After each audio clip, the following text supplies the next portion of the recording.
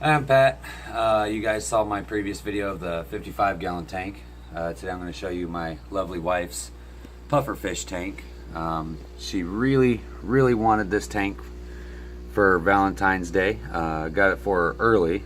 This video's late, but got it for her early. And it's a 15-gallon column on a homemade stand. The big one right here, that's the one she wanted. That's Joey. He's a green spotted puffer. People call them freshwater puffers, but they're technically not. They start out as freshwater, and then you slowly have to acclimate them to brackish. His salinity right now is, I believe, a 1.006. So he's right about where he needs to be. Very happy. The little guy is his only tank mate that he's ever had that he did okay with in this tank. He's a green spotted puffer as well. His name is Pac-Man.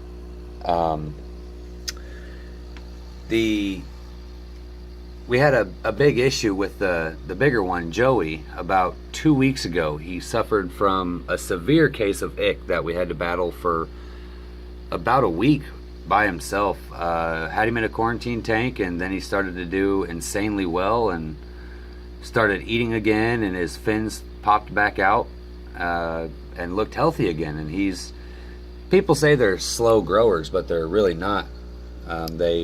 He's almost tripled in size in a matter of 3 months. The filter we're using for it is a Fluval 50, which is actually, they used to be called the Aqua Clear 50s, but now they're the Fluval Aqua Clear 50s. It's got just a Aqueon 50-watt heater for it and a standard Walmart aquaculture airstone in it. It's got a little piece of, I think that's Malaysian driftwood, I'm not real sure. It's been in there for a long time now, about 4 or 5 months, and it still does not stay sunk. Cannot get it to sink at all. The plants in the back are banana plants. They're actually kind of cool. You can see the one's got the real long stem coming all the way up it.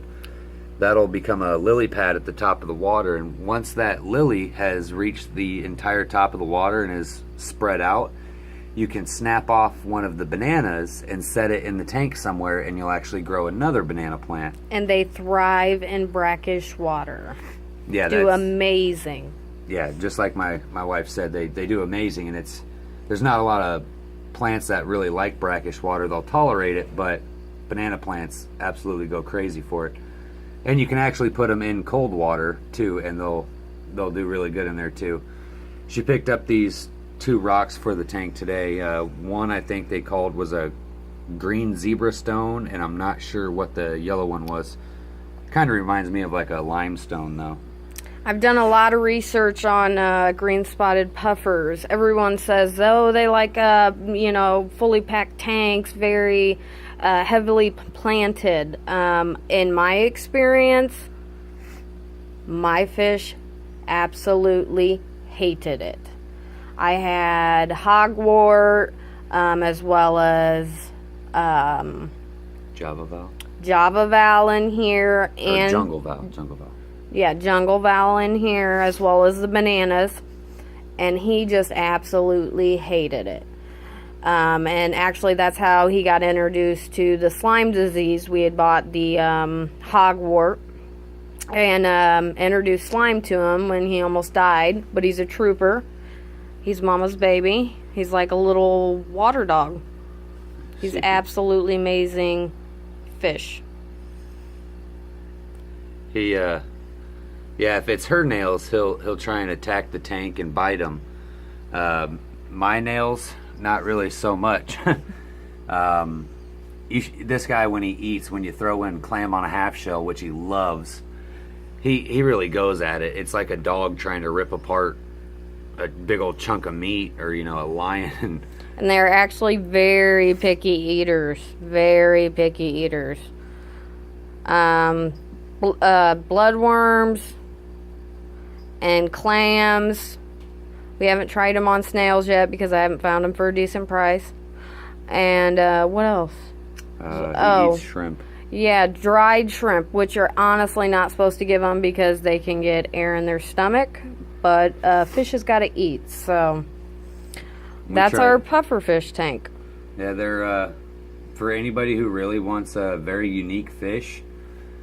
I say this is it. Everything I've read, they've never been successfully bred in captivity. I'm sure there's some geek in a basement somewhere that's done it, but every forum I've read said they cannot be bred in captivity. They just do not do well. So every green spotted puffer you get is wild caught, and they're from Cambodia. So they're a very unique, very personable. This fish definitely knows. You can tell how friendly he is.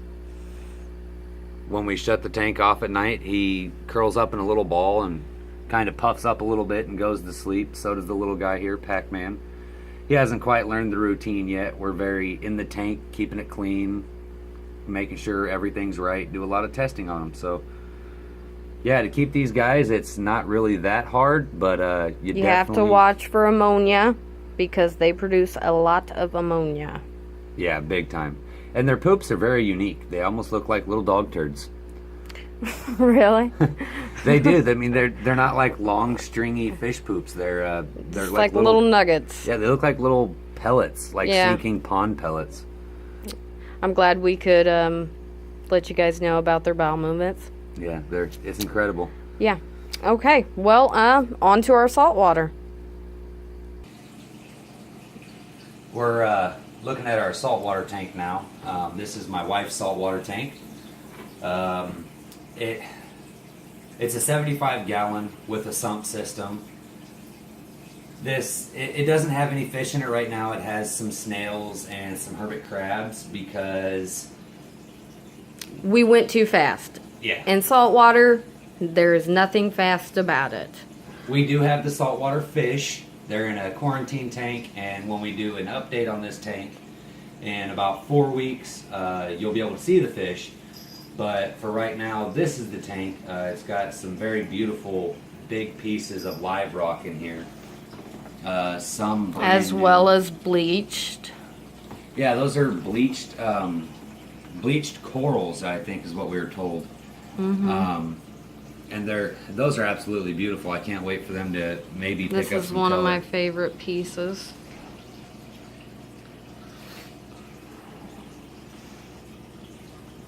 Well, let's see if we can find there's a snail. The other one's down there on that other brain looking piece. The sump for it is pretty much a standard sump.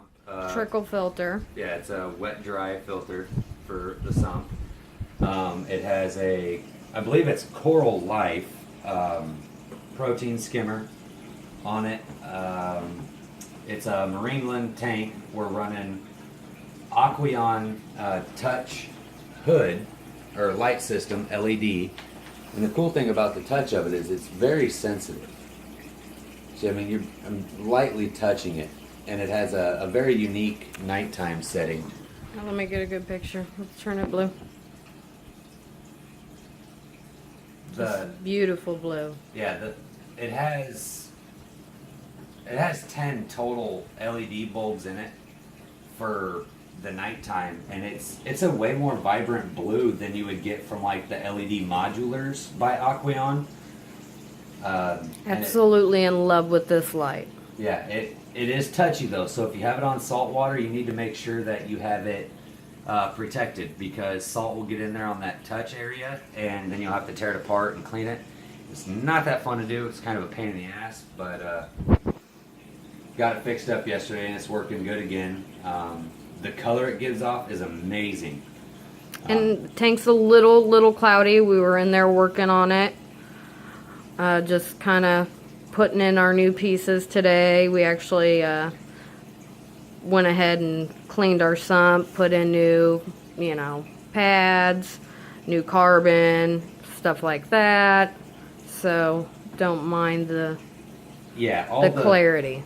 All the people you see on YouTube doing videos of their tanks and stuff, they're not showing you the struggles of tanks. it's an amazing hobby once you get into it, but the upkeep on it, if you don't keep up with it and have the right equipment, it's very difficult. Trust me, this tank took like 2 hours, 2.5 hours to get done, and it doesn't seem like it's much. You know, it's a 75 gallon. Well, it's hard.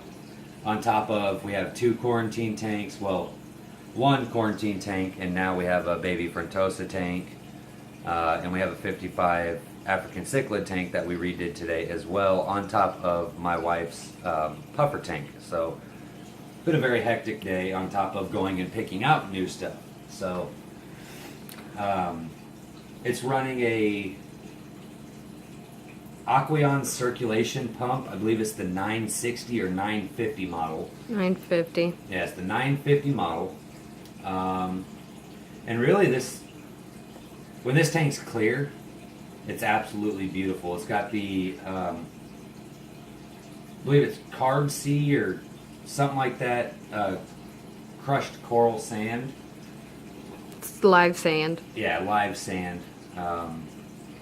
I'm not good at saltwater. My wife knows everything about the saltwater for this tank, and I really don't know much. I can tell you what there is about salt or freshwater, but saltwater, it's like having a blind guy try and play baseball. We run salinity at 1025. We like to keep the temperature within 1.5 degrees, you know, with no more movement than that, you know. Your parameters should be between 77 and 80.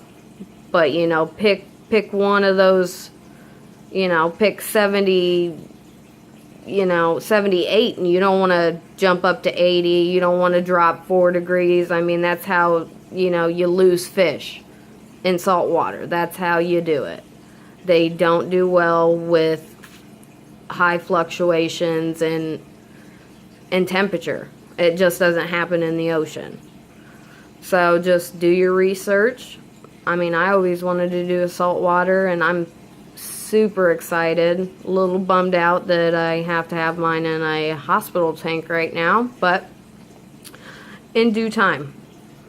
Wanted to point out one last thing. My favorite piece of this tank is this giant rock here, the live rock that almost stretches the entire length of the tank and height. To me, it reminds me of what it looks like if a volcano overflows into the ocean and cools. That's what it looks like, and when our flagfish were in there, they would hide in it. And yeah, it was great. It was real cool, and a lot of hiding spots. Yeah, it's got to be a little maze inside there, because we had one flagfish that could just weave in and out of that thing, and he knew everywhere to be. And when we turn the lights to the blue setting, you can actually watch the hermit crabs climb out of those crevices. So it's a very nice tank. I like that it has a day and night setting, and it has day and night life to it. And it's real cool, very pretty. And it's honestly not as hard as everybody believes. Just make sure you do it right from the start. Yeah, don't rush. Don't rush. I guess that's my biggest advice. Yeah. Don't Stay rush. away from yellow tangs. Yeah, they suck. All right. All right. Well, thank you for watching, and hopefully we have an update for you guys soon on this. We're going to do an update of the 55 gallon, show you the Frontosa if I can get it out. It's very small right now, and we'll show you a little preview of the saltwater fish that are going in the 75 tank while they're in their hospital tank, just because they're so damn cute. Thanks for watching.